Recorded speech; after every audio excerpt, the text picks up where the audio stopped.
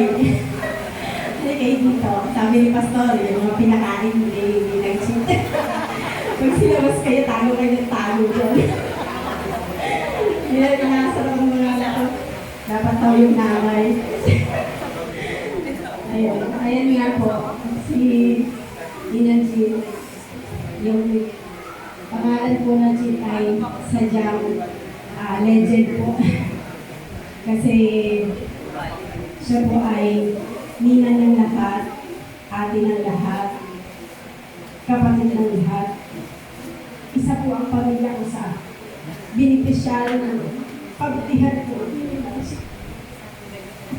Sige.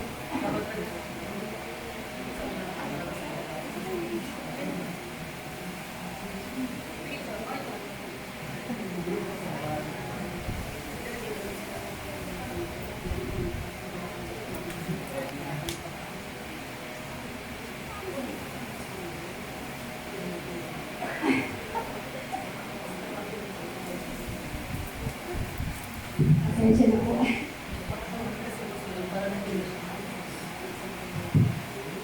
Sabi ko sa inyo, kaya na lang eh. Ayun.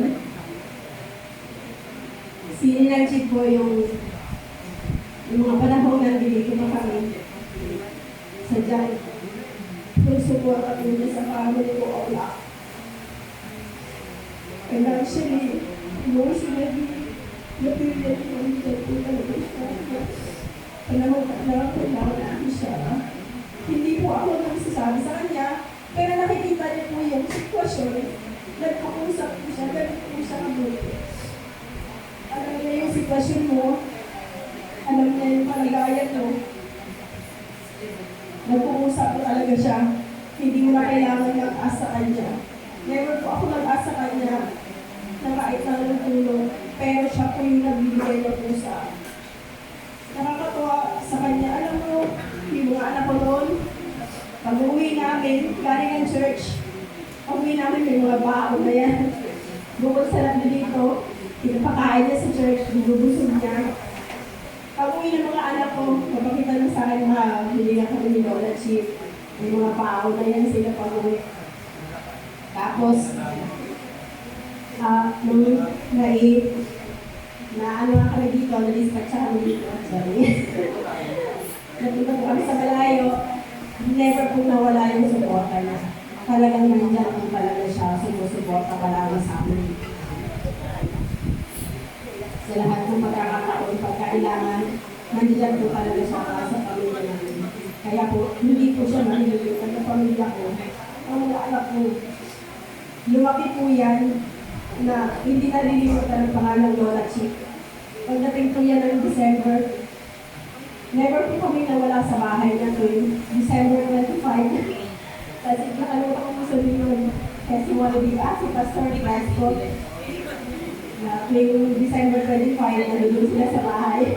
Inali ng Chief. Ganun din po kami, hinihintay niya na po kami niyan, hinihintay na po niya ang lahat.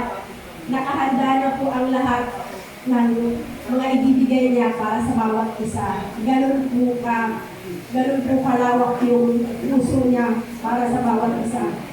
Lahat po yan, wala po umuwi sa inyo na wala siyang ibibigay. Kahit wala pong binibigay sa kanya, siya nagbibigay sa inyo. Ganun po kabuti yung loob niya. Kaya, parang po siya makakalimutan ng lahat. Ngayon, masakit man, tulong ka, nawala na siya, pero hindi po natin siya makakalimutan sana. Nandiyan po talaga siya sa puso natin, hindi po natin makakalimutan siya. Isa po siya ngayon. And salamat sa Panginoon at kasama niyo na si Nina, yung naghihirap ngayon sa palipanan ng ligaya sa piling ni Lord.